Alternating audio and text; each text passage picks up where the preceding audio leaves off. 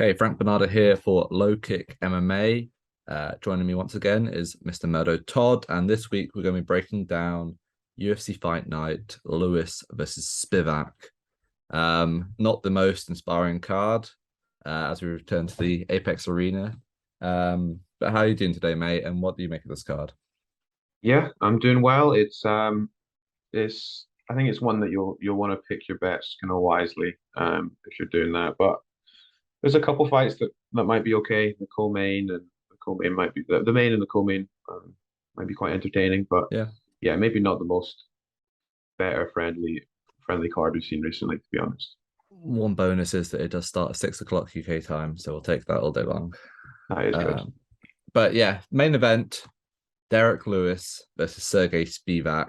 Lewis is, of course, like a fan-friendly fighter who hasn't had the best of runs lately. He's been knocked out by Sergey Pavlovich and by Taito Uvasa in his last two fights.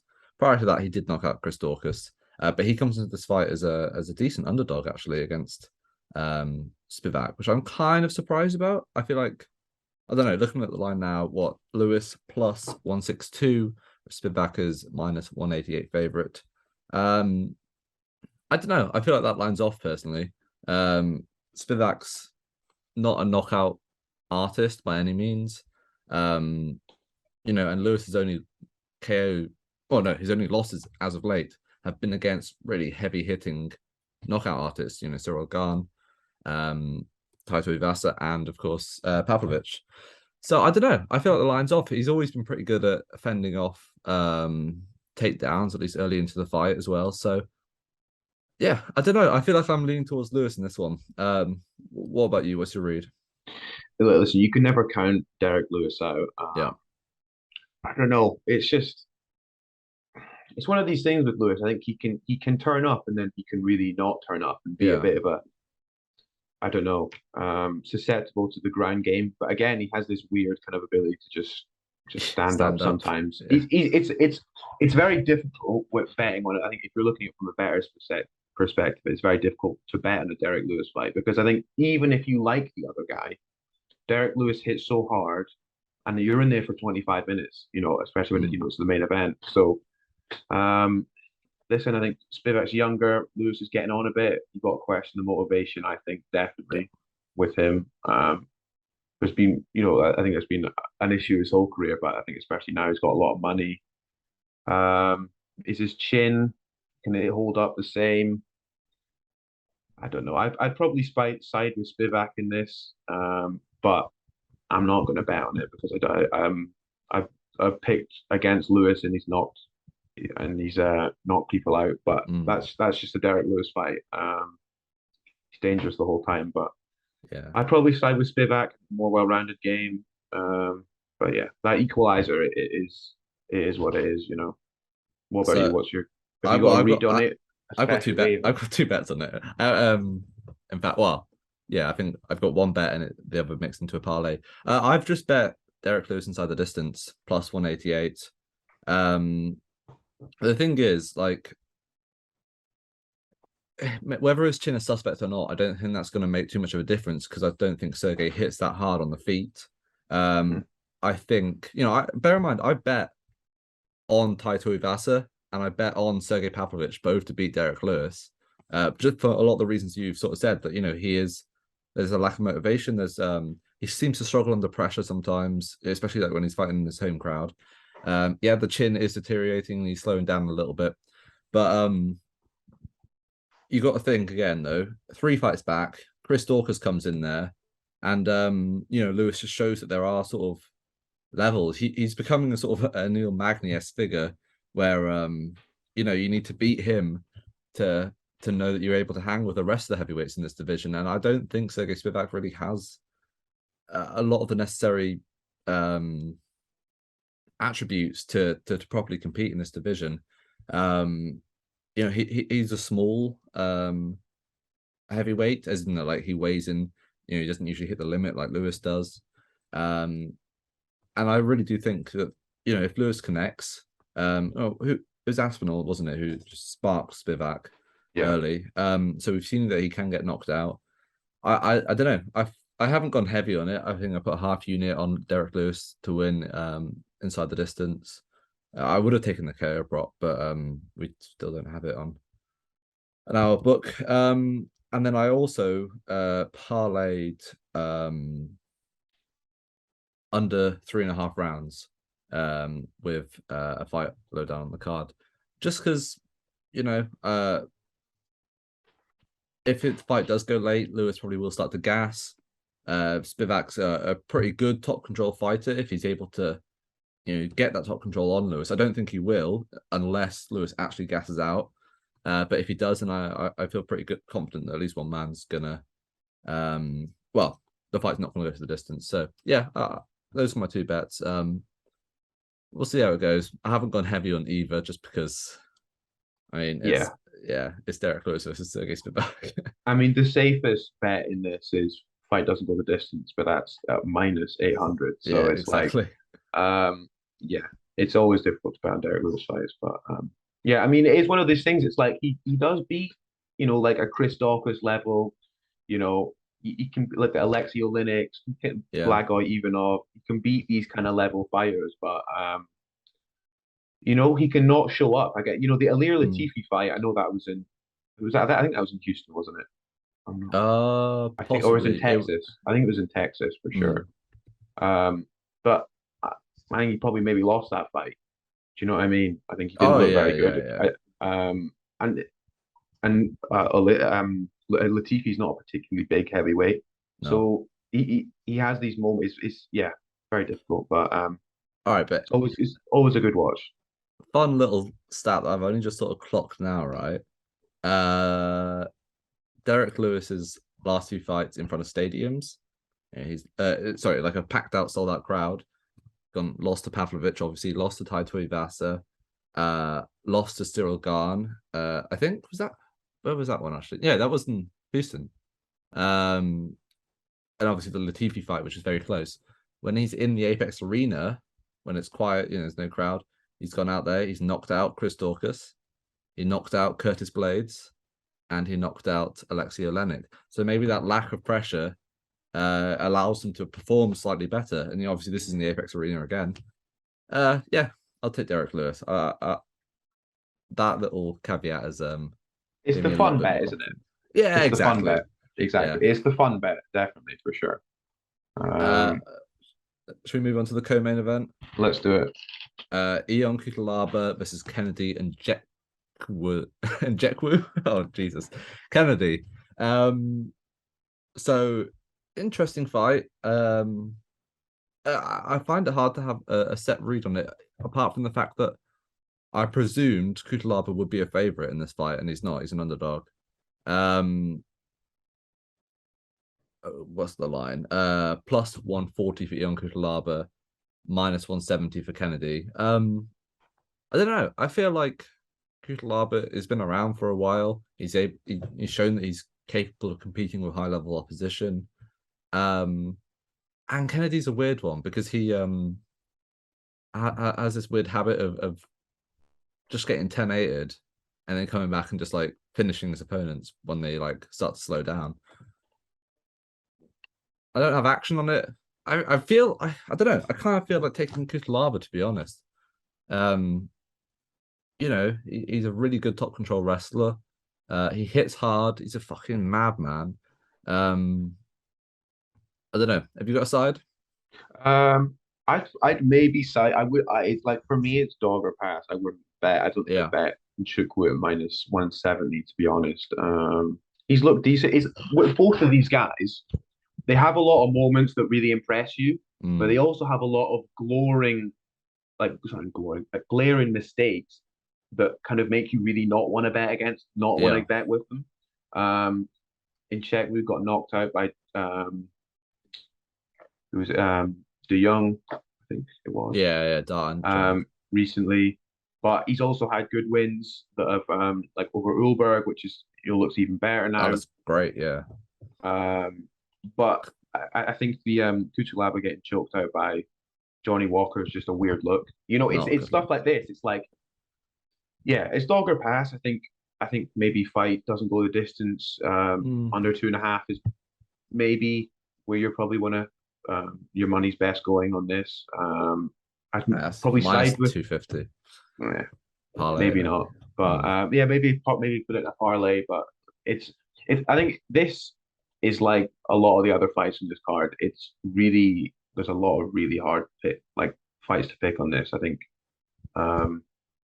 Nzechukwu, yeah, but Cutelaba is just as you say, he's a bit of a nutter. So Yeah, you can and he cause and chaos. It's almost like the main event again, where it's like one of them just has that sort of factor where it, it can just cause chaos and next thing you know, you've lost your money.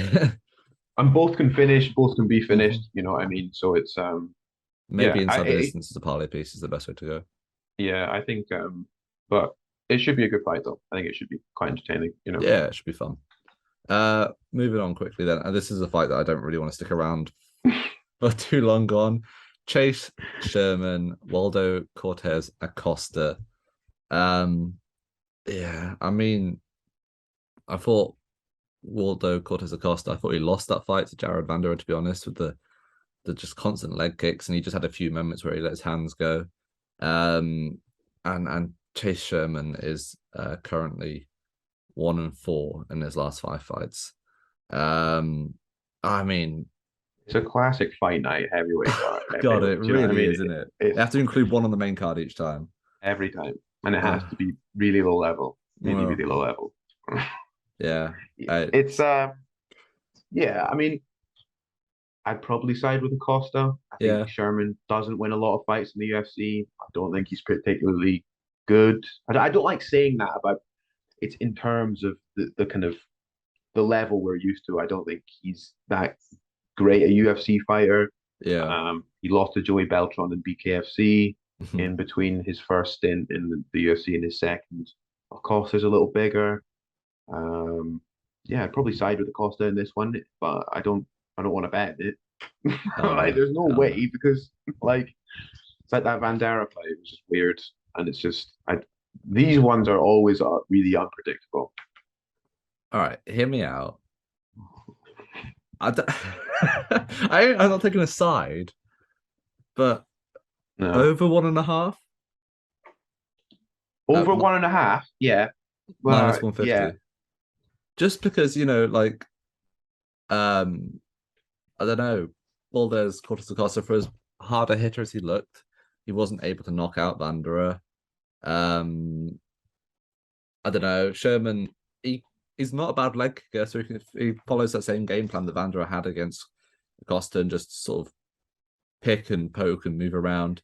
Yeah, I feel like that's right now. It really is like we're scraping the barrel for like the. you are a degenerate if you are betting on this fight. That is a fact. That is a fact. Like, yeah, I think Sherman has decent enough boxing to maybe like survive out of 1.5 Yeah. rounds. It's decent. It's decent enough. He actually beat Arnold Adams, who's the BKFC heavyweight champion. But Oh yeah. yeah, but it's okay. Yeah, it's I think over 1.5 is actually is a pretty decent one to be honest. Yeah. But that's yeah, that's all. I don't know. I might take that. I haven't put any money on it yet. That's a maybe. And let's just move on. If There's you're no taking point. if you are taking Acosta at minus 220, in you are an insane person. That is the anchor of every parlay for this week. Um, Next up, though, actually a good competitive fight with two high level um, sort of striker based fighters. Muslim Salikov versus Andre Fialho. This is a great fight. Yep. It feels kind of out of place on this card, almost. Yeah, Muslim Salikov, the king of kung fu, which seems bizarre for a Russian. I don't know if is he Dagestani. Yeah, it Um, is. yeah, he's a fun fighter. Yep. I like him. Had a competitive, but in fact, he was beating Li Jingliang up until the point where he got knocked out. I had Jingliang in that fight, so I'm not complaining. But yeah, he was beating him, and he's got wins over Trinaldo, Zaleski dos Santos, which is a good win, and a few others in the mix. I quite like him as a striker. He's going up against Andre Fialho, who sort of burst into the scene over the past year, isn't it? Came in, fought Michel Pereira on short notice, took him to decision, which is impressive in itself. Knocked out Miguel Baeza, who's huge, or kind of was a huge prospect at the time. He's kind of dropped off a little bit since then. Obviously, also knocked out Cameron Van Camp with that brutal left hook finish, and then out the blue got knocked out by Jake Matthews. So yeah, it's an interesting one. I guess you've got the sort of the more traditional martial artist in Salikov versus, Fialho is a very sort of boxing heavy striker, isn't he? It's an interesting matchup. What are the lines for this?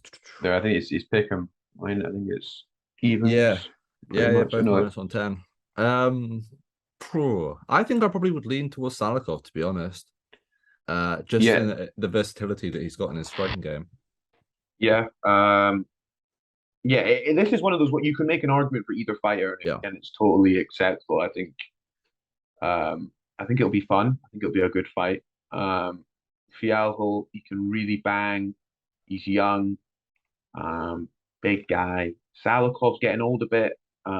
Is the chin still the same? But Fialho got knocked out by Jake Matthews in his last fight, so both guys are coming off KO losses. So it's like, is age going to play a factor? Who's recovered a bit better? Who can hold shots a bit better? Because Salikov's 38, I think that. Yeah, 38. But Salikov's had, he's had the more impressive run. He's got the better wins. Maybe kind of edging towards Fialho after the Li Jingliang knockout, but then it's just I don't know. It's a tough fight to pick, and even the overs and unders. Yeah, it's I feel like it's typical of this card, isn't it? Yeah, it is. I don't have a site. I don't know if I will. Maybe I'll watch more tape, but I feel like I've seen Fialho's fights so many times at this point that I have his sort of style down to a T. And yeah, I don't know. I feel like if you're gonna bet this fight, just bet whoever's money line you like. Because they both have knockout power, they both have been knocked out, but they have also both shown that they're very capable of taking the fight to decision. Yeah. Yeah, like I say, if it weren't for the age, I probably would bet Salikov straight. But as it stands, I'm just on the fence still. It's really what you like in it. If you like to side with people who are younger, you like to side with power. It's one of those ones. But it's definitely. I think this could be fight of the night. It has potential to be a really really entertaining fight. But yeah, Salikov's he's definitely got the variety in his strikes opposed to Fialho. But we'll see. This is definitely one of the better fights though. But these guys, either of them could easily be in the top 15, I think, the division. So yeah, but very hard to bet. Yeah.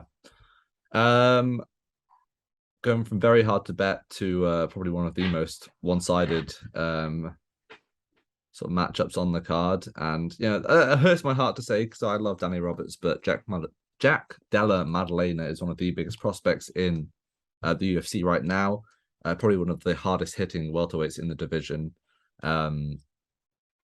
Yeah, he's a massive favorite, isn't he? Minus 550. 550. I was minus 400 yesterday.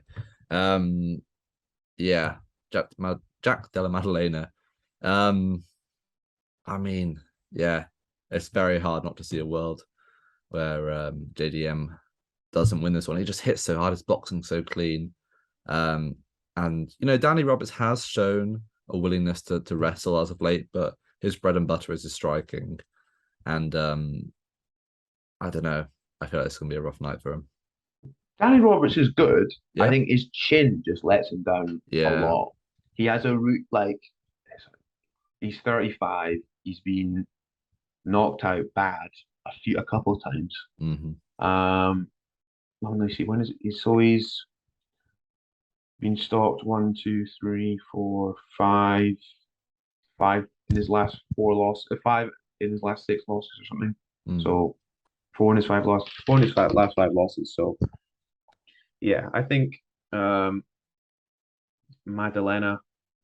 Some of these names are mad, isn't it? But yeah, JDM. I like JDM. I think inside the distance, but even that's minus 250. Yeah. Maybe in round one, that's plus 125.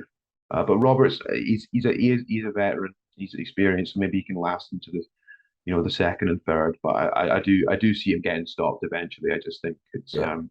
tough out for him. He'll probably not fight in the UFC again after this, I imagine. Maybe Maybe. they might bring him But back for actually, oh, the March card. Like I wouldn't actually, like yeah. one last And hurrah. and Maddalena is an up and comer, so they Yeah. might have promised him another one after Yeah. this. Yeah. But He's 35 yeah, though. Danny Roberts now. yeah, it's a rough one for Danny Roberts as a UK fighter. We always want to see him do well, but Yeah. man, But at the same time, you parade. want to see like it's good to see guys like Jack Della Maddalena Oh, definitely. on the come up, and if he gets an early finish here and doesn't take much damage, maybe we see him on that UFC was it 283? No, 284 Perth card with Hmm. Volkanovski and all them lot on it. So that'd be cool to see him do a quick turnaround. Yeah.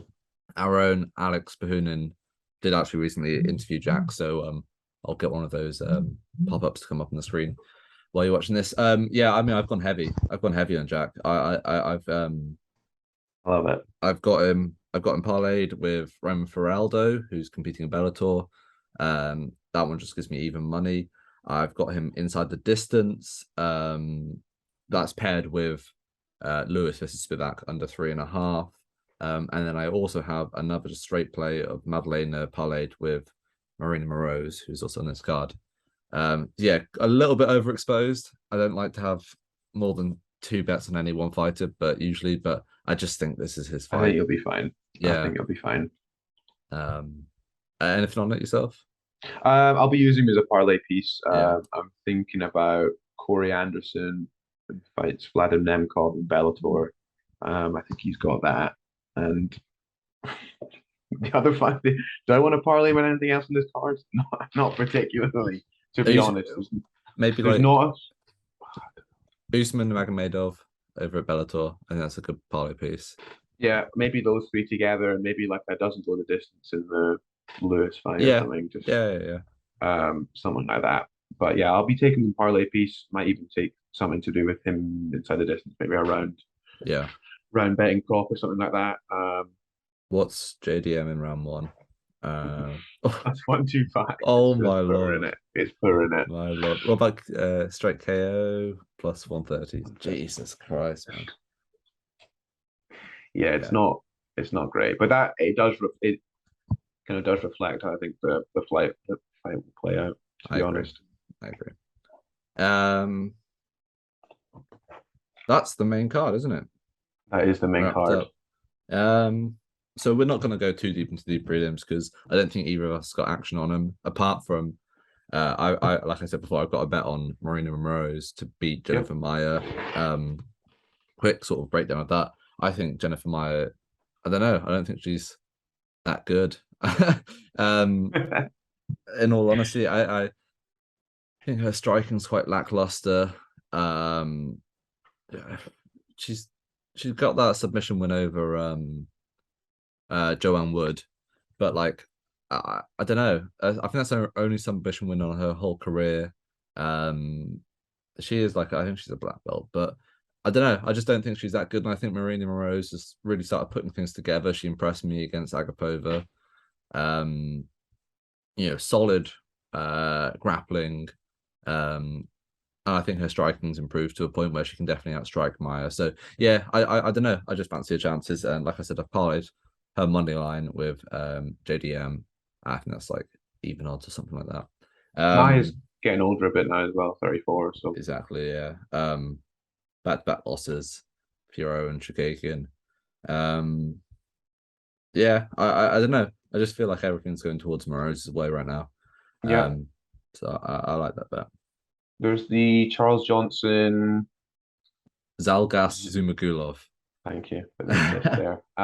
Charles Johnson looked pretty decent, I think, against Makayev. As decent as I think as you can look. Yeah, he Um, wasn't finished. Ricky Tercio's back. Yeah, he's fighting Kevin Natividad, That should who be okay. we've also just interviewed, so go check that out. Miles John versus Vince Morales is a fun one, to be fair. Vince Morales is a bit of a banger who has a bit of a suspect chin. Johns has a great chin and a good overhand, so that should be a fun one. Coming in late notice. John's coming in late, isn't it? John coming in late Yeah, notice. yeah. Morales meant to fight Jose Johnson, I think. Um, but I mean, Fernie, Fernie Garcia, Brady Hindstand. yeah, Hindstand. I reckon Is that Brady it? Highstand might be worth a bet, to be honest, because I don't think Fanny Yeah. Garcia is that Yeah. amazing. But yeah, I mean, it really is. I'm gonna be more excited to watch the Cage Warriors or the Bellator, to be honest, Yeah, than this undercard. it's not a great card to be honest. Rather sparse. Anything you like in Bellator or Cage Warriors?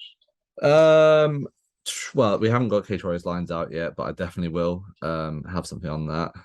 Let me have a quick look. Have we got Cage Warriors lines? Nope. Bellator, I said before, Usman Magomedov. I have parlayed him with Tyrell Fortune and then also Kayla Harrison, who fights next week. What's her odds? Minus 600 or 650, which That's not for Kayla Harris fight, that's not bad. that's what I mean. Like, I'm half tempted to just do like a massive, just stick a bunch of money on Kayla Harrison, like all my whole bankroll on Kayla Harrison, just because I feel like it's a lock. She's beaten that Larissa Pacheco before.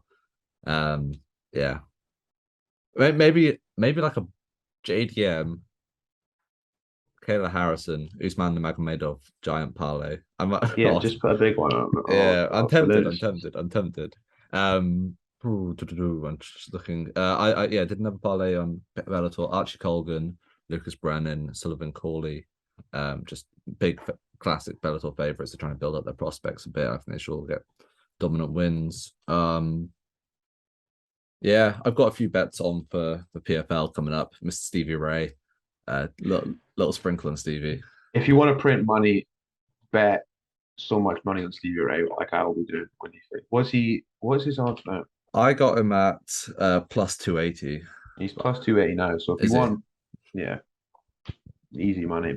Did you bet on him in the Pettis fights? Yeah, I think so. I think the first or second. Yeah, I can't remember.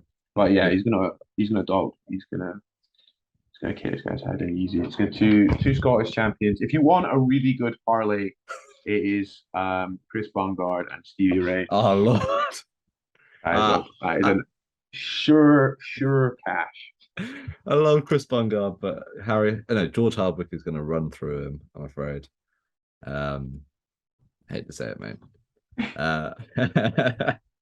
All right, well, I mean, have you even got enough bets on to do a recap of, or should we just wrap Honestly, Aspen Ladd's fighting actually at Julia Budd. Don't know if you bought it. Actually, I don't know why. I'm never betting on Aspen. Yeah, I was gonna say. Also, that's next weekend, so yeah. I'll kind of run through them. Or do you want to go first, actually? Because you've got more than me. I've been through most of mine there, but then yeah. So Derek Lewis inside the distance. Like I said, gone heavy on Jack Maddalena, 2 straight plays with parlays, and then 1 inside the distance. I might take Chase Sherman versus Cortes-Acosta over 1.5. I might do. Minus 150. Yeah, honestly, not much more. Jack Della, Maddalena, Marina Moroz, Maddalena, Roman Feraldo, Maddalena, Spivac versus Lewis under 3.5. And maybe I'll take Ion Cutelaba, but I'm really not sure on that one. So I've basically just got kind of 4 selections that I'll be kind of working them through because it's just one of those cards there's nothing jumped out to me. So Spivac, I think I'll be doing one of the unders, maybe under 3.5, under 4.5. JDM for sure. I might even take a stab on Hindstand and then I like that. Somewhere separately, and then I'll take Corey Anderson, and then I actually might jump on Umar and Kayla Harris. I didn't realize it was solo 650 for Kayla Harris. I mean that is low for Kayla. She's been like minus 1,000 at least in the last few. Yeah, it's not the greatest betting card. It's definitely not the best. But I feel like there are a few like locks in there, that you probably could like just parlay and make a decent profit. But I mean, next week though, way more fun, way better card. What is next week? Card. Stephen Thompson, Kevin Holland, RDA, Barbara Grina, Eric Anders, Kyle Dawkins, Derek Taito Bassa. Why is he on that card? Yeah. Damn. Michael Johnson, Mark. Yeah. Much of Casey. That would be a good one. Clay Guida. Yeah, it's a fucking bang card. Tracy Cortez versus Amanda Hebus. Love it. Darren Elkins, Angela Hill, Nigel Price. What happened? Could they not have just put some of these fights on this week? I mean, what is this? Oh man, it's the like pay-per-view hangover. They always do this, don't they? Where it's just like, oh man. But yeah, we'll wrap things up for now, and yeah, be back again next week. Thanks for watching. To be honest, watching this show is probably gonna be more entertaining than watching the UFC this weekend. But we'll be back next week with that card, which yeah, like you said, looks a lot better. Yeah, thanks for watching. Subscribe. Make sure to subscribe to the LowKick MMA YouTube channel for all the latest news, event previews, and interviews with some of the biggest stars in MMA.